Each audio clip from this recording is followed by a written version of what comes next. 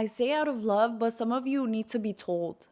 Don't ever put yourself in that position.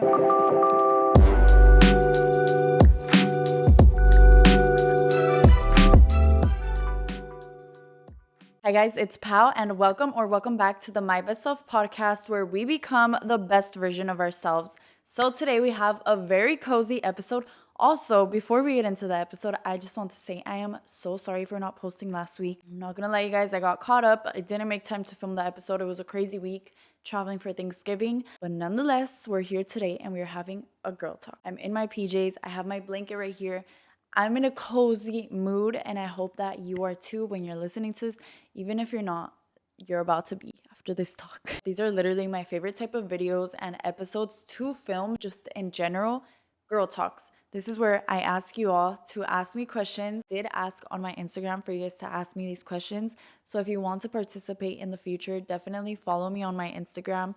It will be linked down below. I'll also have my username right here. And for those of you who are listening on Spotify or another streaming platform, my Instagram is at @ipautorres. Also, if you want to be the first to get the link to new episodes, if you want to participate more in the videos and all of that, also definitely join my broadcast channel on my Instagram. And now let's get into the video. So let's get into the girl talk. We're going to start off with the relationship questions because you guys always go hard with these. I feel like these are the most asked questions. One of the topics we're going to be discussing today, and I want this to be the first topic that I speak about because of the fact that so many people asked questions on this. So I had a lot of women ask me about their man watching spicy content, if that's considered cheating. What are my thoughts on it?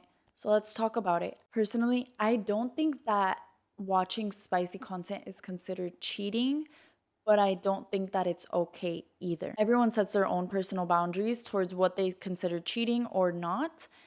Me personally, I don't think that it's cheating, but I do think that it's teetering towards that side. And I don't think that it's okay either in a relationship.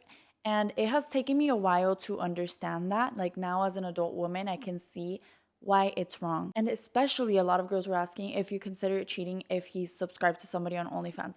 Honestly, at that point, I feel like that is cheating because now you are paying for a specific person. I do think that's cheating. I don't think that's okay at all. I think that is extremely disrespectful and crossing multiple boundaries. And there's a lot to unpack in this conversation. The addiction to that type of content is very real and very prevalent in society. Not only is it very real, but it's also very dangerous because it has so many harmful side effects. When you think about the desensitization that happens whenever people constantly consume that type of content, it goes to show how harmful it is. And I think that it's reflected in their own personal intimate encounters. I don't think that I could be in a relationship with somebody who does consume that content. Consuming that content to me shows a lack of sexual discipline, especially consuming that content on a daily basis or just like frequently. But hey, if it doesn't bother you, that's fine. That's just my personal opinion. I don't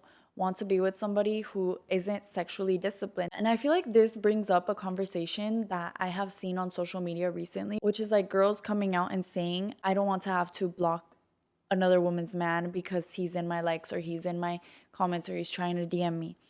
I don't know if you guys have seen this conversation being had, but I have. And my 2 cents are, I agree. You as a woman should never have to go and tell another woman, hey, can you block this guy? Can you block my man because he's in your comments or he's in your likes?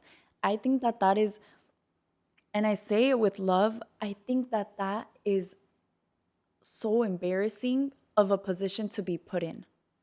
And honestly, it's you putting yourself in that position because you should have the self-respect to, if you see that your partner isn't being loyal to you or they're crossing a boundary that you have, how are you going to continue to stay with them? Just that on top of it, you're putting obstacles between them and the possibility of them being unfaithful to you. I have blocked people's mans before because they've asked me to. But honestly, if you're in that position where you have to ask somebody to block your man, why are you with him? Why are you calling him your man?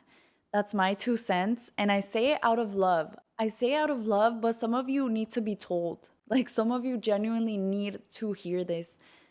Please, respétate. respect yourself to that point. Don't ever put yourself in that position where you have to tell somebody to do something because if not, your man is going to cross your boundary. He is the one responsible for not crossing your boundaries. Nobody else. Yeah, we got into a little bit of a rant there, but let's see what other questions we have. Somebody asked, how many months/years would you wait for a guy to ask you out? Okay, I'm assuming you mean ask you out as in ask you to be in a relationship. From everything that I've seen and known, I think the 3-month rule is very real. I think by 3 months, if he has not made you his girlfriend, I don't think you're gonna be a girlfriend. It may not be true for all cases, but overall, for the most part, if you're dating somebody, if you're going on dates with somebody, getting to know each other, being like in the talking stage, it should not last longer than 3 months. If you're still not official after 3 months, that's a long time to not be official. I think by then it's like, okay, are we going to commit or not? Definitely not years. That's for sure. We are not wasting our time on that. The way I see it is like, why be in a situationship? It's either it's a full-blown commitment or it's not, and we're going our separate ways. Especially if you actually want a relationship. If you don't, and that's fine for you, you don't care about wasting time or you don't get attached to people. I don't know how people do it. I don't know how people do it. Like, only if I'm getting to know somebody, then I'm getting to know somebody. And I'm genuinely putting my attention into getting to know them and genuinely, okay, is this person going to be somebody that I see in my future or not? You basically get enveloped in this person, you freaking catch feelings for them, fall in love with them, and you're not even together. Like, it doesn't make sense to me. This is a really random little story. I was watching a live video the other day, and it was this like dating guy, and he was on the phone. He was taking a call from a supporter or something like that, or like a viewer. So she was explaining to him how she gave the guy that she's talking to an ultimatum. I guess they were exclusive, but they weren't actually official, which I can understand to a very certain extent, but only for a very short period of time, because I see no point in being exclusive if you're never going to be official, or if you're just there being left, like being led on a string thinking you're going to be official. So this girl was telling the like dating coach guy that they've been exclusive for a while, but they're not official, and that she gave him an ultimatum. Basically, she gave her man an ultimatum like, hey, either we're going to be together or we're not. And so apparently he didn't ask her out in the end, and she basically still stayed with him. She just said, okay, we're not going to be exclusive then. So it's just, it was, and everybody on the live was just so confused with her story. It seemed like she really wanted him to want to commit to her, to the point where obviously like she set down an ultimatum, like, you're gonna commit to me or we're not even, we're done. She wanted him so much that she said, no, if you don't commit to me, we're not gonna be done, but we're just not gonna be exclusive. Which is like, now you're just wasting your time, and now he's getting everything that he wants out of you for no reason, with no commitment, no foundation. Like, it literally makes no sense. So that's, I don't even know where this conversation started. Oh, so keep that in mind. Try to avoid situationships. Avoid, like, guys, when I tell you there was a point where I was like, well, I want love. Like, I want to talk to somebody. Craving a relationship in my life. I'm craving some type of, that type of connection, which there is nothing wrong with. Trust me, like, there's nothing wrong with craving that in your life. But the thing is, I realized that I wanted that because it was out of boredom, not because I actually wanted it. So I say that to say that when you give yourself time, like, give yourself a little bit of time, fill your life up with other things other than men, you will soon come to realize that yes, you do want love, but you want it in the right way. And once you start filling up your life and filling your cup and just actually having a life outside of men, a lot will change for you, and you will up your standards, and you will never have to sit here and feel like you have to wait a year for a man, or feel like you have to give a man an ultimatum or whatever. Just wanted to say that. Also, a little side note, I am filming this. I normally film during the weekday and I film during the day. And I'm filming this on a Saturday night, and I'm scared that my neighbors are overhearing me, but you know what? Whatever. If they're listening to me, it is what it is. But I just wanted to make that side note so you guys can know like what's going through my head. I'm like looking at the door, like, what if they're like by the door just with their ear listening? Just kidding. I don't know. Those are my intrusive thoughts. Okay, someone said how to stop feeling guilty after breaking things off with a nice guy. I feel like I've been in that position before. At the end of the day, you breaking things off, if anything, is doing the right thing. Because if you were to stay with him just because he's a nice guy or he's a good guy, but deep down you know that that is not the person for you, or you're not fully into the relationship, then now you're hurting him, and now you are harming him, and you are doing wrong because you're still there wasting his time. So if anything, don't feel guilty about it. Just understand, even though somebody is a nice person, it doesn't necessarily mean that they're your person. It doesn't necessarily mean that you are compatible in different aspects that are necessary in a relationship. And yeah, don't beat yourself up too much for it. And if anything, if there's at least something that you caught on to that maybe was a yellow flag, or maybe something that he said that you can think of like, maybe he wasn't such a nice guy after all, then honestly, I would just hold on to that and say, hey, I really did do the right thing. Last, on the topic of dating, let's talk about navigating dating after your first love. I did get this question, and I feel like I'm a great person to answer. When you get out of a relationship with your first love, your first long-term relationship, give yourself time. That is the biggest thing I want to emphasize. Give yourself time. It's different not having somebody after you've had somebody there with you for so long. Like, it's something that you have to take time to get accustomed to. And it does feel uncomfortable because it's so new. But give yourself time to really heal, really, really process. And when you do start dating, at least when I started dating again, it was really strange because I didn't know if I was ready or not. But yeah, it might feel a little bit weird. You might have a point where you're like, okay, I think I'm ready to start dating. And then you might go on a date and realize maybe I wasn't ready, or it might be triggering for you. So I would say just give yourself that grace and just understand, yeah, like it's a new thing. It's not going to be the most comfortable thing. Also, another piece of advice, don't compare people to your last relationship, and let people show you who they are. Let people lead you into that experience of connecting with them specifically as a person, rather than just having something in your head where you're like, well, it's not the same way that it was with this person, so it must not be right. Just the importance of going into it with an open mind. That's super important. Yeah, also, if you're not ready, don't feel bad about not being ready. And when you are ready, don't feel bad that you're ready either. Enjoy dates for what they are. If you happen to meet somebody that you mesh with, then boom. And if not, then it's okay. You eventually will. Now we're going to get into the more personal questions, more so self-improvement or healing questions. So the first one is actually really interesting because it's literally something that I've been dealing with lately, which is how to navigate forgiveness. I will say what I know about forgiveness is that it comes in stages and it comes in cycles. So it can be hard. I feel like sometimes you have to re-forgive and re-forgive and re-forgive. At least me personally, in my personal life, there's people in my life who are really close to me that I have forgiven for things that maybe happened years back. Feelings may come up again, and I have to realize that maybe part of me hasn't forgiven them for things that they've done, and I have to practice re-forgiving them over and over again. That is something I'm definitely learning how to navigate still. I don't have all the answers, but forgiveness is important towards the other person, of course.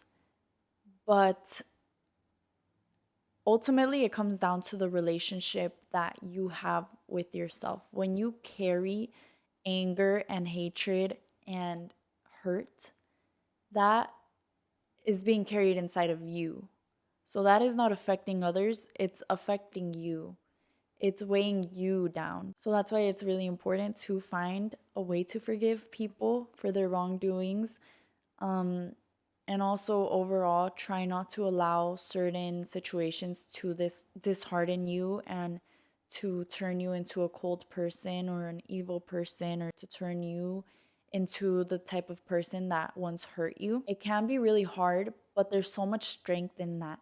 Like, there's so much strength in knowing that you can be put down so much and you can still hold kindness in your heart. I think that is such a superpower, like to be hurt to such a deep extent, but still be able to not put that hurt onto other people. This makes me a little emotional. I'm really like, I'm an emotional person. If you've been watching me for a while, you probably can tell I just like will start tearing up randomly, or like something will just, I'll just hear a certain, whatever, a certain word or a certain sentence, and it will just touch my heart, and I can't help but to cry a little bit.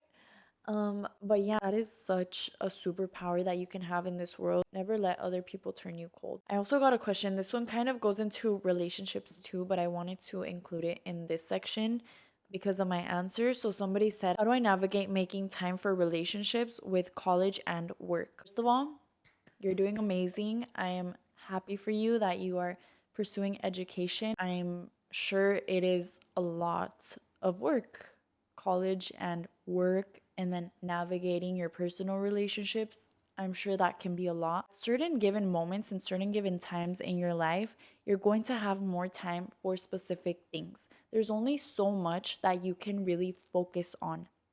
At the end of the day, something always has to give. This is what I've learned and this is what I've known and seen. Something has to give. Like, there's going to be seasons where you are super focused on your work or super focused on your school to the point where it may hinder your relationships a little bit. It's going to have some type of effect on them. And same thing when you are super focused on a specific relationship, since you're putting so much attention into it, it takes away your attention from the other, because we have a limited amount of attention, obviously. Like, we are just one human being. We can only do so much in a day. We can only do so much in general. It's normal for it to sometimes feel a bit imbalanced. But I would say maybe working a little bit on time management, it is a crucial skill to have. So there's something called the Eisenhower decision matrix, which is basically a chart that you can make, and it has 4 quadrants, and the 4 quadrants are important, unimportant, urgent, and not urgent. Everything that we do will fall onto one of those 4 quadrants. Put it on the screen for those of you watching on YouTube, or Spotify has videos now for podcasts too. I don't know if I'm going to have this video on Spotify, but if I figure out how to do it, I will. 2 rows on the side. How do I explain this? I feel like I'm bad at I'm a visual learner. So the 2 rows at the top will say urgent and not urgent. And then on the side, it's important and not important. So things will either be important and urgent, or important and not urgent, or unimportant and urgent, or unimportant and not urgent. I'm sorry, I don't know if this is confusing. I always get confused when I explain things because I'm telling you guys, as a visual learner, I feel like I'm a visual teacher too. Did I just like unlock like secret information about myself? Anyways, that is a good quadrant to lay out your schedule on, or lay out whatever tasks that you have to complete. So whatever is in the important and urgent column, those are the tasks that you will focus on first and give the most priority to. That's something super good for time management that has helped me a lot. And just overall with relationships, something else, I get super busy sometimes too. So what I like to do to keep up with my relationships sometimes is simply even just talking on the phone. For example, with my family, I just call them on the phone when I'm doing something like driving, for example, and that way I can connect with them, but I'm still doing what I need to get done. Yeah, guys, that is going to be all for today's girl talk. I hope you guys enjoyed it. I'm going to get off. I'm going to edit this. I literally have a flight tomorrow morning. I'm going to my manager's wedding and I'm so excited. It's going to be so much fun. But okay, so I'm filming this on Saturday. The wedding is tomorrow, Sunday, and this podcast is being uploaded on Monday. So I'm going to try to finish editing this by tonight. Literally flying into the wedding the day of the wedding. I'm telling you guys, life has been crazy lately. But yeah, I hope you enjoyed this episode. Let me know what your thoughts are and stay tuned for future girl talk. I love you guys. I hope you have an amazing day and I will see you in next week's episode.